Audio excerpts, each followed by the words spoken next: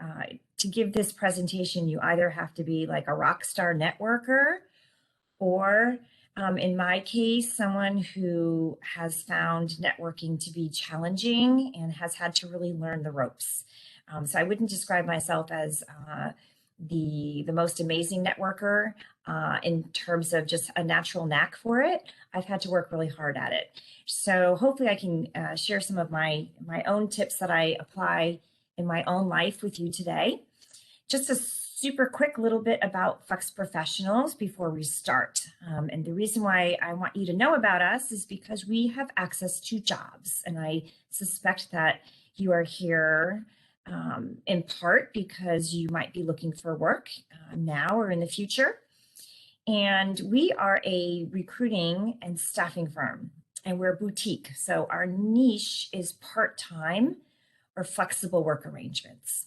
So we started about 12 years ago when my two business partners and I were all trying to get back into the workforce. We had a career break of about 25 maybe years combined, and we were trying to get back in, and we needed flexibility. And as we started to look for work that would give us that type of flexibility for all three of us, we wanted reduced hours. It was really hard to find a good job with reduced hours. There's a lot of part-time jobs out there, and they're low pay. And so we decided, because we couldn't find what we were looking for out in the job market, we set out to create what we were looking for. And so that's what we do. We connect job seekers. Most of our job seekers are caregivers, caring for aging parents, caring for children, caring for themselves. And they, because of that, they have taken career breaks, or they're looking to scale back to part-time from full-time in order to meet demands at home and try to balance that. So that's who we tend to work with. And on the flip side, we're matchmakers. We match those job seekers to employers. We work with a lot of small businesses because the part-time model is a win-win for small businesses. So if you're looking for flexible work, your small businesses is a great place to start.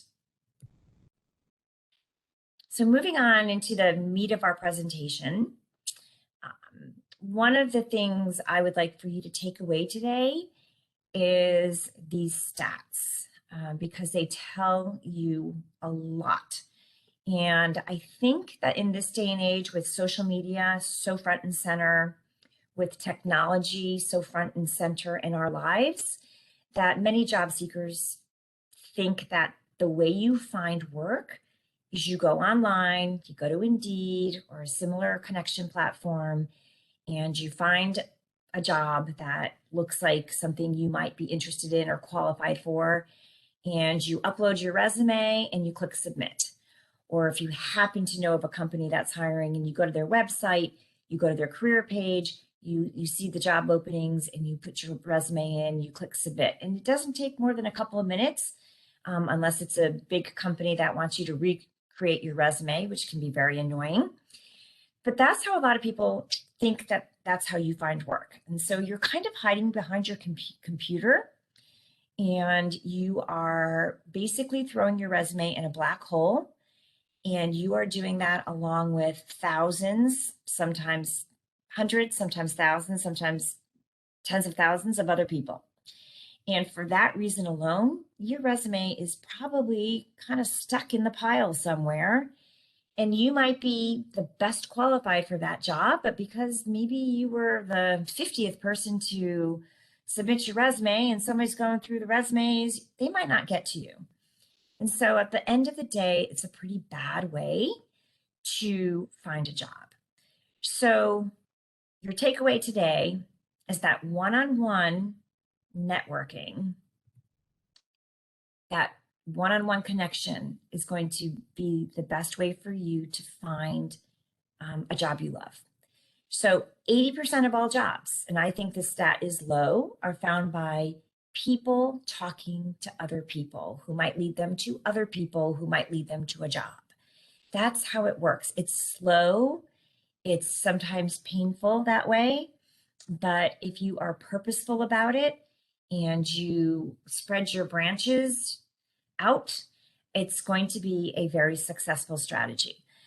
Only 20% of jobs are filled by job boards or online. So I might get you a job and I might tell you to apply through my website, but that's not how you got the job. You got the job because you talked to me and I walked your resume down to a recruiter or to the HR person and said, hey, you ought to look at this person. And then they went into their database, found your resume, found your email, and sent you, an invite. That's how it works. So even those jobs that are out there on job boards, pretty much a lot of them the person has already been selected. So the other piece of this that's important to note is submitting your resume online is super ineffective for people who have gaps in their resume because those systems are smart and the technology these days are intended to weed you out if you have a gap. It's also will weed you out if you're in transition because a lot of the keywords on your resume, the job titles on your resume, which you can't change, reflect what you did prior and not what you want to do necessarily. And for that reason, these systems are weeding you out as well. 1 in 7 job seekers that are referred are hired versus 1 in 100 if you just submit your resume. So referrals matter. I'll give you just a quick example. My son, who's graduating from University of Colorado, he's a mechanical engineer. My husband happens to be in the aerospace industry, his stepfather, and he referred him to somebody pretty high up at a big government contractor. Patrick never would have had access to that person and said, hey, my son's looking. Well, that person walked his resume down and referred him to HR. He got a phone call the next day, and the recruiter said to him, you were an inside referral. And that's why he got put at the top of the list. So asking people for referrals is super important in your job search. 40% of jobs are never advertised. We know this through our own company. We go out there, we sell our part-time model, and an employer says, wow, I never thought of that. Gee, I need a bookkeeper for 20 hours a week. And that's how we get the lead, and that job gets placed, and there was never anything advertised on the internet. So talking to people who might be in a position to hire you might get their juices flowing in their brain about, wow, I could use this person. And all of a sudden, a job becomes available to you that was never, ever advertised. And the last one is most businesses are small, just what I said before. So you have to get out there and find them. They're not on Indeed. They're not on Monster. They're not on Idealist.com. They're too small to pay the fees to get their jobs elevated on those connection platforms. So they don't look that way. So you've got to find them. So what is networking? It's really a combination of a lot of different things. So this is the point in sort of this 1 hour sort of session for you to take a break and to really focus on yourself. This is the one side that is really meant to open your possibilities, right? So it's not just about finding a job. It's about developing yourself professionally. It could be about business development. Like if you ever think of going solo, another way of getting referrals and leads. It's about career development. It's about learning. When you network, you can learn, which is a great way if you have a gap in your resume or you're transitioning to something new. Think of this as also an opportunity to learn jargon, to learn about an industry, to learn about a new role that you might be interested in, learn about possibilities out there, companies that maybe you never thought of. But equally important is also about serving as a resource to somebody else. So for those of you like me who walk into a room to go to a networking event or to a quote unquote informational interview, and your stomach drops because you hate selling yourself and it's like, ugh, it's work. Go into that coffee or interview, go into that network event and think, how am I going to help somebody else today? Because sometimes when you think that way, first of all, you're a nicer person, you're more outgoing, you're more helpful, but you're also taking that pressure off yourself of that little brain person in your brain saying, I need a job. I need to network right now to find myself a job. So it's just a great way to be a resource and to be helpful to somebody else. And that's a good way of thinking about networking in a way that's maybe a little less intimidating. And it's also about referrals. We talked about that earlier. So I'm going to go through pretty quickly, but this is really just to jog your memory about all the different ways to network. So usually when we think about networking, we either think about the type of networking we're comfortable with or the type of networking we hate doing, right? So our brains are kind of narrow in terms of how we think about networking. So I'm just going to kind of jog your memory about the many, many different kinds of networking that you can do. And at the end of the day, the more you utilize different types of networking, the more likely your networking is going to be successful and lead you to a job that you love. So that multi-pronged approach, spreading your branches, that's what you want to do. So you want to be purposeful, you want to prioritize, but you also want to go wide and deep. Results aren't immediate. This is the hard part. It's kind of like a company that hires somebody for business development. Business development takes a long time. You're cultivating relationships, you're developing and building relationships. So it doesn't happen right away. You might meet somebody, and I can't tell you how many times I interview somebody and I say, wow, that sounds like such a great job. How did you find that job? And they found that job, and they might have met the person originally like 3 years earlier, and the opportunity didn't come up right away. We send candidates to clients, and a client will get back to us and say, gosh, I loved that person, but that person's skill set is perfect for X job, and I don't have that need right now. I have a need for Y, so I'm not going to hire that person.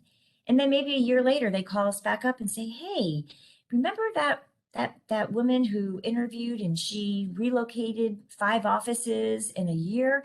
We need somebody like that. Can you call her back? So that's that whole kind of theme of it not being immediate. And that's why you have to maintain and nurture those relationships throughout. Dedicate time. So networking, track it, act as if jobs through your job search and the networking piece of your job search is a part-time job. And dedicate specific time to it, mark it on your calendar, and track your activity. The better at it you are, you're going to talk to more people, and you're not going to remember all of them, and you're not going to remember what they told you or who referred you to them. And you want to keep those notes because those are helpful as you email that person to refresh your memory, but not only yours, but theirs too, about how they know you and how they can help you. And then at the end here, in person is always most effective, even if in person means virtually but through video. Seeing that face, having that one-on-one time is much better in terms of potential for success, but it also keeps you motivated. Okay, so start with your inner circle, go outward from there, which moves on to this next slide here, your personal network. I can't tell you how many job seekers say to me, I've been out of work for 5 years, or I've been out of work since the pandemic, and I've lost my professional relationships, and I just don't know where to start. And I always say to them, so not true. First of all, your personal relationships are actually your strongest professional relationships. Why? Because those people trust you, they like you, and they value you. So they are way more likely to hire you or to refer you to somebody who could hire you. So think about the people in your life that are your connectors. So I always talk about my friend Irene, who is constantly sending emails out to her network. Hey, such and such event is taking place. Thought you might be interested. Or, oh, my neighbor is having a yard sale and I thought I would help her spread the word. Somebody like that is not afraid to let other people know that you're looking for work. And so telling that person what it is that you're looking for can be very helpful. So that's the type of person you want to go public with your job search. Reconnect with people from your past. Start talking to people who you meet every day. For those of you that are moms, for example, and you're at the carpool pickup line, or you're at a practice field, start to talk to people not about your kids, but hey, so what do you do? Or what does your husband do? What does your partner do? And start making a list. Wow, Joe is a CFO at XYZ company. I would love to be a CFO. I would love to talk to him. Or Joe is a CFO at XYZ company. I don't want to be a CFO, but that company sounds really cool. Maybe I can meet with him to learn more about his company. That's what you want to do. Start to calculate, start to make a list. And your contacts on LinkedIn are super, super important. So that little flashing blurb on the end there about the average person has about 650 contacts. I would argue that you should have at least 250 contacts on LinkedIn to show that you are an engaged and serious job searcher. So that might sound intimidating to some of you, but LinkedIn is set up to help you make connections. Once you get on there, it will help you do that. So becoming an active LinkedIn user is part of your networking, is part of your job search process. Make sure you have a photo. Why? Photos make you memorable. And I am way more likely to connect with you, and please do connect with me after this if I see a photo, because if I don't see a photo, I can click ignore or delete and not feel so guilty about it. But if I see a photo, you become a human to me, and I'm much more likely to discount you. So that's why that photo is super important. Connect with people you already know. You don't have to know them professionally. You don't have to have worked with them. So go broad as you're comfortable with. Use LinkedIn to research companies. Find employees who worked at the companies you're interested in, or who worked at the companies you used to work at, even if you don't know them. Even if they're working there now and you worked with them, you worked there prior, it doesn't matter. My guess is they'll connect with you, and that's a great start to build your base. Ask for intros through mutual connections. So if you see that somebody you're connected to is connected to somebody that you want to talk to, ask for an introduction. It happens all the time, and people are happy to do it. And then use those when LinkedIn spits out, hey, you might be interested in connecting with this person. Browse through those pages. Take some time and connect with people. Be active, participate, share your information, like people's comments, comment on what people say. Becoming engaged is a great way to network. You'll learn about events. You'll learn about people who are recruiters who are out there recruiting. The more complete your profile is, the more likely that recruiters are going to find you, that you're going to pop up in their searches. And there's a back end of LinkedIn. In the back end of LinkedIn, you can actually turn a button on to let recruiters know that you're looking for work. So third, reconnect with your professional network. This is another networking strategy. A lot of times I work with job seekers that will say, I don't want to do what I did before. Or most of the people that I work with are now retired, so they're not helpful to me. Or I don't want to work for the company. I only worked for one company, and I don't really know anybody there anymore. It doesn't matter. Reconnecting with that professional network is super helpful, even if you don't want to do the work you did, or if the people that you're connecting with aren't in the work, aren't in the job you're interested in, or aren't in the industry you're interested in. They still may know people. And so think broadly here. So not just the people you worked with. Think about the people who were your subordinates, because now they've moved up. think about other peers, other customers, vendors, consultants, clients that you might have worked with. Go broad with that and start to reconnect with people. And when you do reconnect, in a very low pressure way, let people know you're exploring opportunities or that you would simply love to reconnect with them. Remind them how you know them and tell them that you're looking to reconnect. The next one, leverage what I call strong identity groups. So an example would be the Peace Corps. That's like a strong identity group. If you're a Peace Corps volunteer, my guess is another Peace Corps volunteer will be very likely to connect with you, even if they have never met you and they're 30 years older or 30 years younger than you. They'll be happy to connect. Other strong identity groups are alumni groups. Alumni, local chapters of alumni groups are hugely helpful in your job search. Alumni are happy to help other alumni. They also have great career centers. So my example here is I went to Boston College. On our company's website under About Us, I have my bio there that talks about the fact that I graduated from BC. And if anybody has taken the time to make note of that, and a BC alumni, fellow alumni, somebody I don't even know at all, emails me or connects with me through LinkedIn and says, hey, I saw that you're a fellow BC alum. I love your model. I'm exploring, new opportunities. I would love to talk to you. I absolutely will interview them.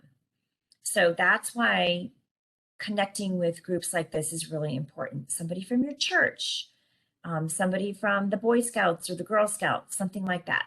Very helpful. Attending those events and letting people know that you're out looking for work. Another networking way to network is to smart volunteer. So this smart volunteering means that you align your volunteer work with your career goals. So instead of being reactive, hey, Sheila, can you help with the, church bake sale next weekend? I'm short people. Instead of saying yes to those types of activities, you can still say yes to them, but try to be more proactive in your volunteer work. So proactive is more thinking, okay, I have decided that I really want to go back to marketing. That's what I was good at, and I really love it.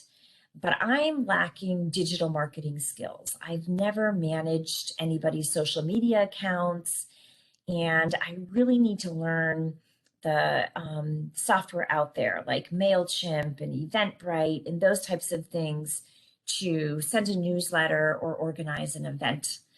And so I'm going to volunteer with a group that maybe I could offer up my services in exchange for getting that experience. So I'm going to look for a nonprofit, or hey, my kid's school has XYZ club.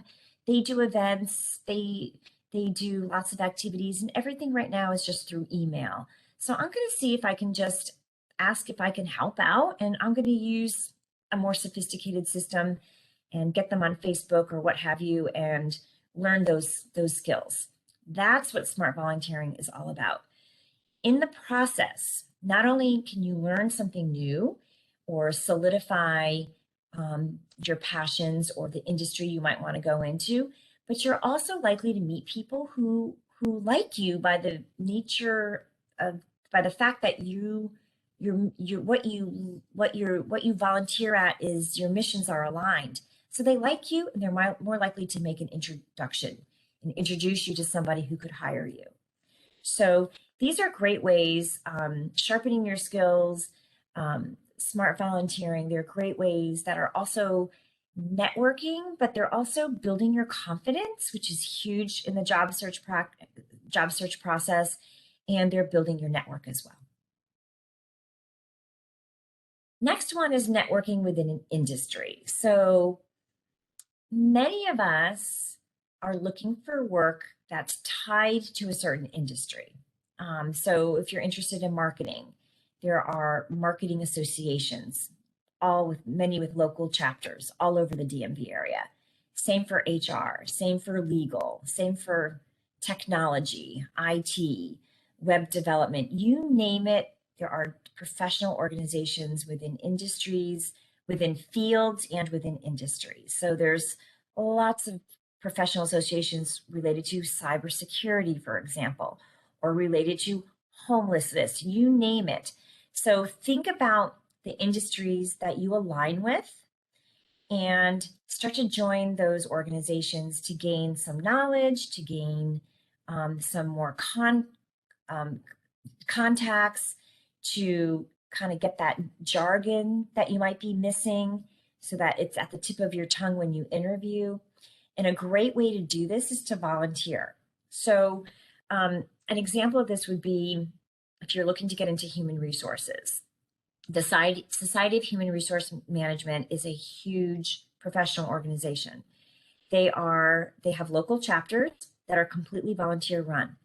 So even if you don't have a lot of HR experience, or even if you have a wealth, but you have a gap in your resume, they would love for you to volunteer. And there's tons of different committees. You could, for example, volunteer for to run one of their events. You could help with the speakers, identifying speakers, selecting speakers. And when you do that, you're going to learn, you're going to connect with those speakers.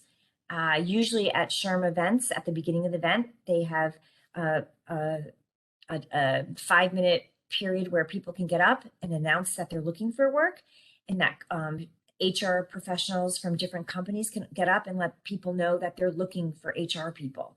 So it's a great networking opportunity. So that's just an example of how you network within an industry that can be really effective. Okay, the next one, targeting companies and connecting with employers. So I always talk about the importance of finding an inside champion to promote your cause. So that example that I gave at the beginning about my son, Patrick, he got an inside champion through his stepfather, but he got an inside champion to walk that resume down to a recruiter. And if the recruiter is told by a hiring manager, I want to talk to this person, you bet that recruiter is going to reach out. So finding that inside person to actually figure out who at a company they can give your resume to is incredibly important. Right now, there are talent wars. There are more jobs out there than there are people to occupy positions. So if you are a company and you're strapped and you need to hire a lot of people and you need to do it quickly, one of the best ways to do it is through inside champions and referrals. Because if I'm a good worker and I tell somebody else who needs somebody that my friend is interested in a job, they're gonna be more likely to hire my friend because there's a connection there than somebody that they don't know at all. So that's why this is important. So what companies excite you? What companies share your values or work in your area of interest? So your values could be, I'm super informal. I want to go to work in jeans every day. I really like to be in a super informal environment. So maybe, for example, a landscaping company or an irrigation company or a company that has a warehouse or does logistics, a moving company with a super laid back kind of work environment. Maybe those are the types of companies that you should research. So start thinking, where do they go to network? What events do they host? How can I get to them? Can I follow them on social media? Can I go on LinkedIn and search for that company and see who might connect with me? Are there any alumni that went to the university that I went to that work at that company? Let me see if I can connect with them and see if through them I can get to a hiring manager that might be willing to talk to me. So that's what this is all about. Again, it takes legwork on your part. It takes a lot of internet search on your part and some research, but slowly, once you kind of get rooted, your roots are going to grow. And that's what's going to lead you to your next opportunity. Okay. So we've talked about the many different ways to network, and there are more than that. That was just something to kind of tease you and get some ideas flowing. So now that we've talked about that, what about how to network, right? So we'll talk about communication strategies in a minute, but let's just talk a little more specifically about remote networking tools, since we are still finding that a lot of networking opportunities are now, just like jobs in general, they're becoming hybrid. So during the pandemic, everything was remote or virtual. Prior to the pandemic, everything was on site. Now it's a combination. So you might see some networking events where you are invited to go on site. Those are always the best. But if you have to have a virtual coffee or attend an event virtually, it's important that you are comfortable with the technology. So super quick, in terms of technology, I would say Zoom and Microsoft Teams are the top two.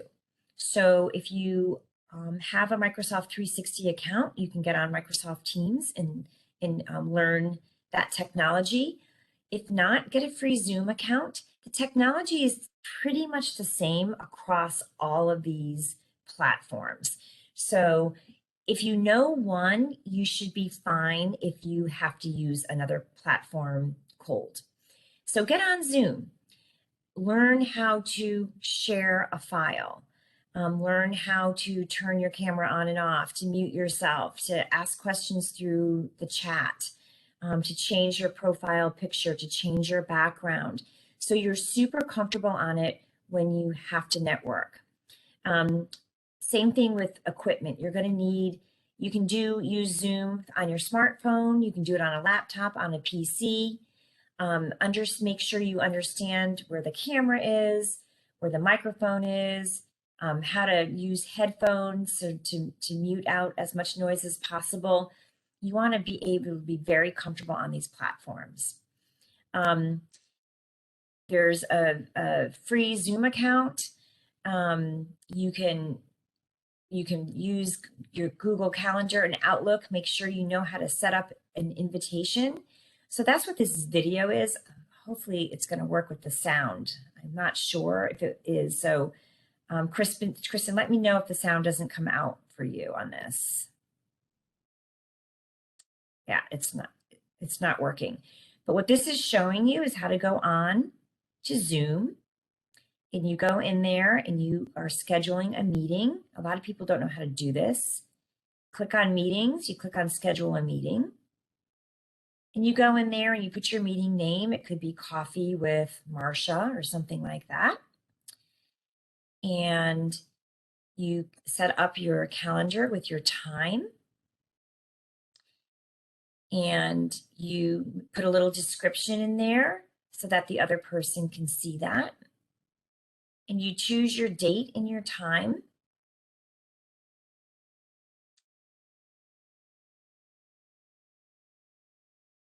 And as you go down there, you just use the calendar for the date and for the time. You set your duration of the meeting.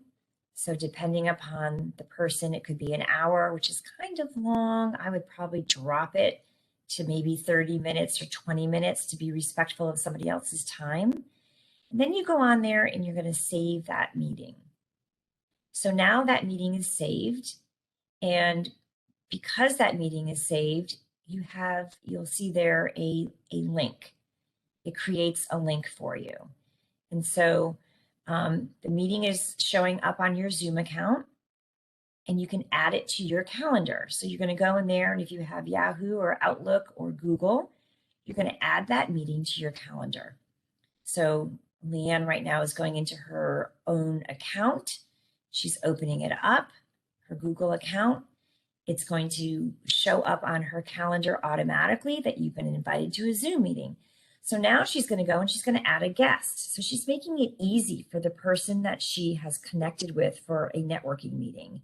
And she's going to go in there and she's going to add, in this case, she's adding me, Sheila Murphy, as her guest. It comes up in her contacts. And so now I am going to get that invite. So I'm agreeing to meet with Leanne to let her know about some job opportunities. She's going to go in there and save it. And when she saves it, Zoom is, or Google's automatically going to send a calendar invite to me with the Zoom link. And all I need to do is go and accept that meeting. And when I accept that meeting, automatically, next week when I go on for that coffee, I'm going to have the Zoom link right there. I can just click it. So Leanne is looking for work, and she's made it really easy with me to connect with her virtually. So that's what you need to learn to do, because at this point, you are not in the driver's seat in terms of finding a job. So you need to make it easy for the person who is.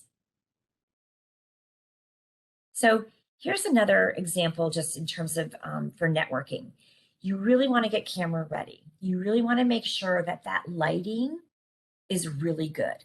So like right now, it doesn't really matter. Your video is off, but when you have an opportunity to connect with somebody, especially one-on-one, or even in a virtual meeting format where the meeting is not that many people, use it as an opportunity to connect. So be seen. If you're seen, you'll be remembered. So here's just another example, and I'll just do this quickly, but you can see that Leanne, see if you can hear her.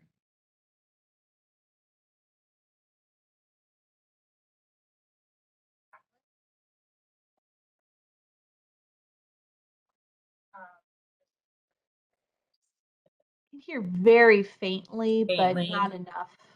Okay, well, I will talk through this then. She's going to move around, and she's just on her phone.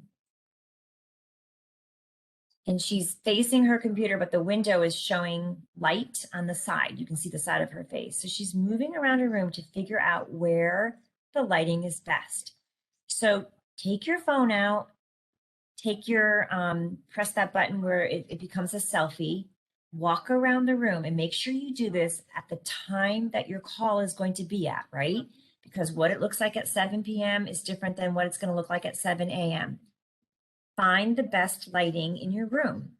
That's where you're going to want to put your laptop, or you're going to want to put your phone, or angle your computer so that you get that best lighting for your call. Okay, so that's just a example there. Again, your professional image, having a photo on your account, on your video that is professional is super important. And like I said before, mastering that standard technology, muting, turning your video off, using the chat, using the emoji for raising your hand, sharing your screen is really important. Those are the things that you're going to want to do. And then at the end of the day, know how to troubleshoot. So know what to do when your sound isn't working, or when you need to switch your audio or your video. If at the end of the day, if you get on and somebody says, you're breaking up, you're sounding funny, be very comfortable. Oh, I'm sorry. You know what? I'm just going to end this call and I'll jump right back on. And usually that solves the problem. But not getting frazzled in doing that is really important. Okay, so for the last 10 minutes, 15 minutes here, I want to talk about what to say. This seems to be the piece that trips up a lot of our job seekers that we work with. They say to me, I know what to do. Like, I know I need to talk to people. I know I need to attend events, but then I get there and I don't know what to say. I don't know how to ask for that informational interview. So here are just some tips for you. As I've said before, you've got to go public. Don't walk into a room and just hand out a business card or hand out a resume. Tell people exactly what you bring to the table. tell them your value, tell them what your strengths are. And what's most important on this slide is don't tell somebody, I need a job. Can you help me? I need a job. That, even to me, and I'm a recruiter, puts too much pressure on me. And the first thing I'm going to want to do is go, oh, this person is desperate. And I don't really want to place somebody who's desperate, because sometimes people who are desperate aren't thinking. When they're looking for work, they take anything and then they are miserable and they leave. So take the pressure off that person and start to just articulate your value in a more subdued way. And we'll talk about that. But at the same time, let the person know what you need help with. Do you know of any industry groups? I'm really interested in getting into the cyber security, cloud computing space. Do you know of any industry groups that I could talk to? Or do you know of any companies that specialize in this that I might be able to talk to? I'm thinking of transitioning from accounting to human resources. Do you know of any human resource professionals that I could just pick their brains, right? So you're not saying that I can talk to get a job. It's more to explore opportunities, to learn from them. So it's a little bit of a softer sell here, but you have to have an ask. So if you're in person, standing up straight, smiling, making eye contact is huge. Sometimes we're nervous. We have a tendency to look down, or we have a tendency to be nervous and we don't smile, and our personalities don't show. Show your personality, smile, show your energy. Always warm up the conversation first. Sometimes you go into a networking event in particular and you feel like you don't have much time and you say, hey, I'm Sheila Murphy and I own a company and we do part-time work, and do you know of anybody? You don't want to do it that way. You want to warm up the conversation and be saying, hey, I'm Sheila. Did you watch the Red Sox game last night? Or did you watch the Nats game? Or something a little more personal, just to get that other person comfortable too. Then you start to talk about, so what is it that you do? And usually they'll ask you. And when they do, that's your opportunity to tell your story, to make yourself memorable. Not giving a 2-minute pitch that sounds like a scripted monologue. You don't want to do it that way, but you want to be a little bit more free form, but you want to have a couple of key points about what you're really good at. So I'm a project manager. I've worked on contracts in the $50 to $100 million range. And what my sweet spot is really working with technical people and taking that technical jargon and understanding what their needs are and being able to communicate that with senior executives who know nothing about the technical piece. I'm really good at being that middleman and making things happen and making things move forward. So that's a great way of just in a short way, telling your value. Ask questions. Invite that conversation. Don't let it be a monologue. A lot of times candidates will say to me, I'm a terrible networker. I'm very introverted. Introverts can be good networkers because they're great listeners and they ask great questions. So sometimes I interview an introvert and I make a comment saying she was super thoughtful in the questions that she asked me. So that's a good networking strategy too, to share and to listen. Uncovering a nugget of need. So sharing professional lessons learned. So even though you might be out of work, you might have an expertise that you can share with somebody else. And by expressing your expertise and giving ideas and suggestions, often might make the other person go, wow, that person's really knowledgeable. I could use that person on my team. So that's why that conversation is really important. And then lastly, save your resume for the appropriate time. You don't want to start with it. You don't want to start with that business card or that resume. You want to have that conversation first and become likable. And then the person might say, hey, do you have a resume? I'd be happy to share it around my office. That's what you're looking for. You're looking almost for them to ask you for it as opposed to giving it to them. So again, it's about being assertive, but it's also about using that judgment of being polite and positive at the same time. So how do you convince people to meet with you? So here's just an example. Um, it depends, what you write in an email is going to depend. If it's a warm connection, it's a lot easier. Hey, I've been friends with Susan. We were college roommates. That's an easier sell because you know that that person is connected to Susan and they're going to be more likely to respond, right? A cold connection can be a little bit harder. You have to, with a cold connection, compel them by telling them you love them, you love their company, or give them a reason, like you were fellow alumni or something to get them to respond. At a networking event, it's going to be a little bit different too. We already talked about that, but you want to warm up that conversation first. And then at a job fair, you have very little time. You kind of have to spit out what your value is much more quickly, especially if there's a line of 10 or 20 people behind you. If there's not, then it might be a little bit easier to have a longer and warmer conversation. So here is just an email. Hi, my name's Sheila. Susan was kind enough to give me your name. She and I have been friends since college. And here's that soft sell. I'm returning to the marketing field after a 5-year career break. And I want to be deliberate and strategic about my return. So you're showing that you're thoughtful. You're showing that you're motivated. I'd love to learn about your own career path and the changes in the marketing over the last 5 years. I know you're busy. Would you have 20 minutes?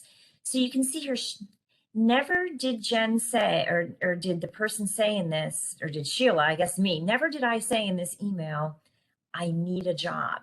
Can you help me? I actually did it in a much softer way that's going to make Jen hopefully say, oh my gosh, I love Susan. So I'll be happy to share 20 minutes of my time, right? So that's that softer type of email that is really effective. So here's the same thing in remote times. Now, again, here's the cold one. This person attended, and this one I attended a cyber event. So John didn't meet me. He was a panelist.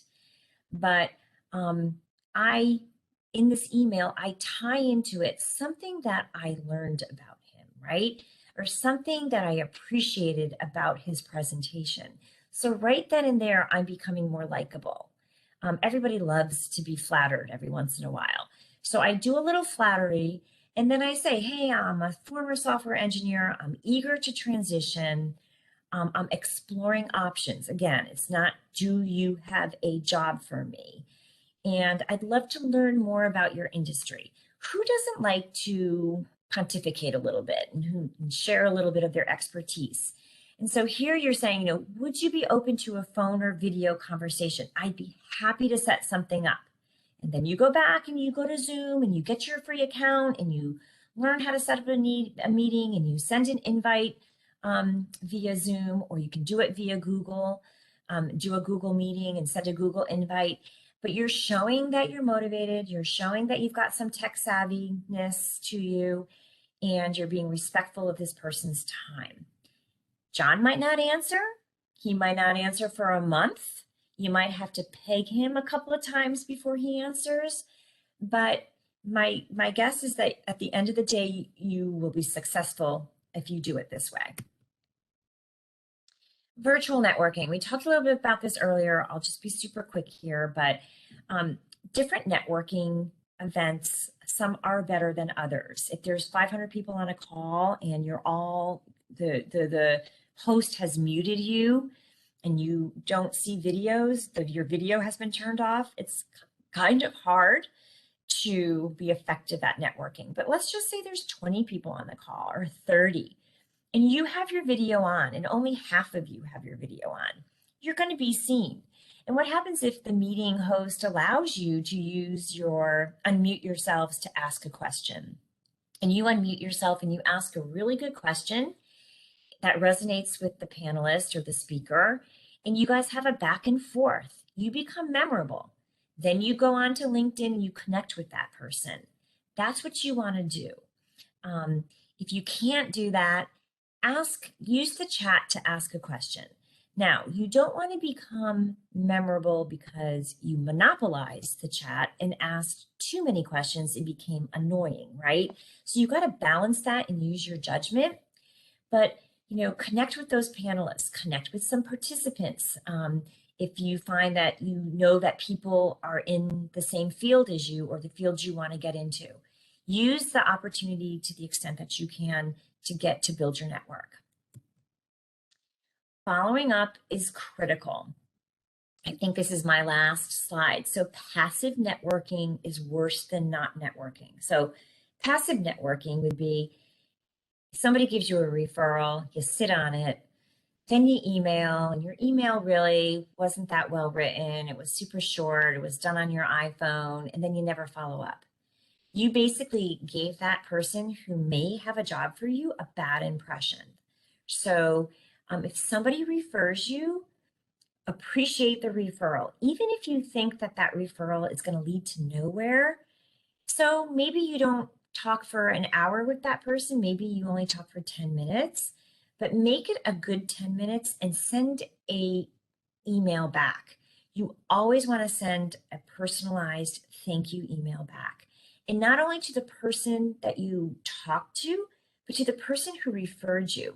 Keep them in the loop. Let them know what's going on with your job search. The worst way of networking is to just network for job searching. And then once you find the job, you drop your network and you never contact them. You want to develop those relationships over time and keep up those relationships, because you never know when you might need a job again, or you never know if that person will come across a fabulous opportunity that will make you leave your current job for something even better. So think about this networking for this, what you need right now. Make sure you remember that you're really networking for what you need now and for the future. Keep your network informed and vary your communication methods. So let's just say you email somebody and they get back to you and they say, hey, now's not a great time. I'm super busy. And they email you. When they email you, in their signature line, you get their cell phone number. And so the next time you follow up with them in a month because they've asked you to, and you nicely follow up and crickets, then maybe you send a text and see if they respond by text. Some people respond more quickly one way than the other. Sometimes it's timing.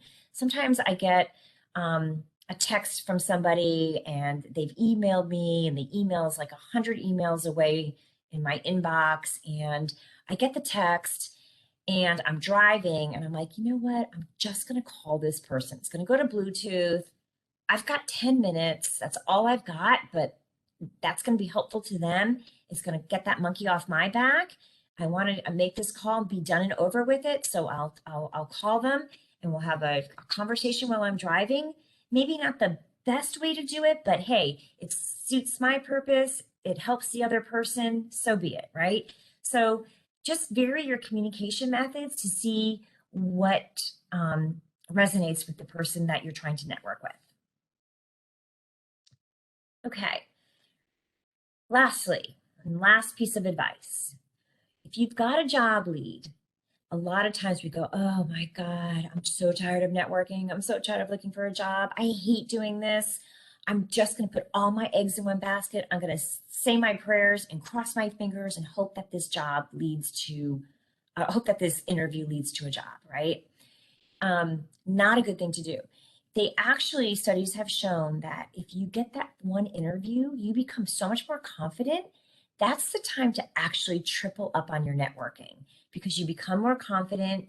You can actually say to somebody, oh, I have an interview on Tuesday. So that person goes, oh, they're valued. Maybe I should interview them for a similar job. And then all of a sudden, you might get 2 offers and counter offers. So actually, it's a great way to really kind of move yourself forward in terms of not just getting a job, but getting a great job. Okay. Lastly, Here's my contact information. I'm Sheila Murphy. So I'm on the right side of this slide. That's my contact information. Again, we have jobs. All of our jobs are posted on our website. There's a combination of full-time flex, some 100% remote, some hybrid, some on-site. The larger majority are part-time. Part-time could be anywhere from 32 hours a week to maybe 10 hours a week. You'll see them on our website in different job categories. We source the gamut of professional business jobs. We're heavy in accounting, back office, operations, customer service, admin from all levels of COO to special projects, project coordinators, project management, HR, marketing. Those are some of the jobs that we're big on. If you're interested, we would love to see your resume. What I'd like you to do is submit your go online, put it in the black hole, submit it, let me know, put it in the system, and then send me an email. Say, hey, I listened to your webinar from Prince William County Public Libraries, and I would love to connect with you. And I will put in the notes, attended our webinar, please interview this person. So use this. This is a networking opportunity. It's great that you are here. And I wish you the best of luck in your networking and in your job search. That's it for me, Kristen. Thank you so much, Sheila. We so appreciate your time and expertise. There is a comment in the chat. Thank you so much. Incredible presentation, many great ideas. Makes me realize we are practically always on a job interview and should pretty much always act professional, be on the lookout for contacts. Yes, Isn't I that the couldn't say truth? it better myself. Well said.